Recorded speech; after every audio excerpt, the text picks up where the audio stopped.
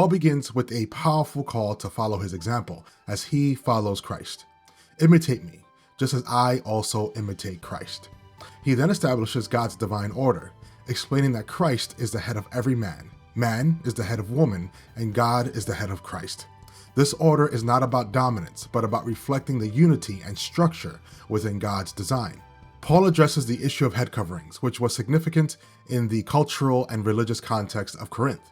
He states, "Every man praying or prophesying, having his head covered, dishonors his head. But every woman who prays or prophesies with her head uncovered dishonors her head."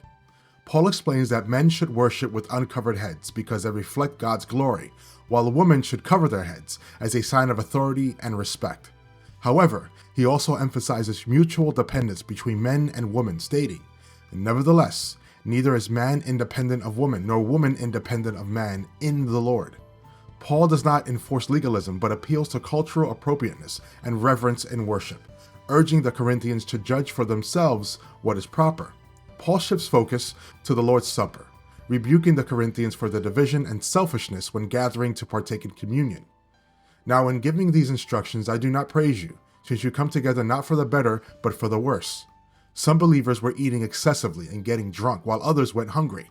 This disregard for unity and love made their gathering unworthy before God."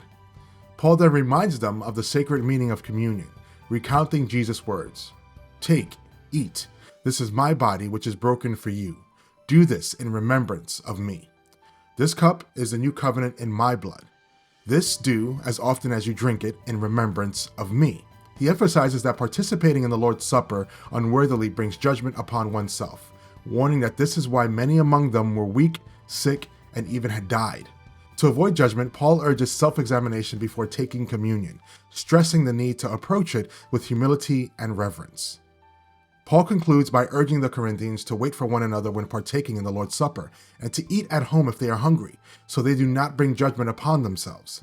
His instructions emphasize that worship and communion should be marked by unity, love, and a heart fully devoted to God.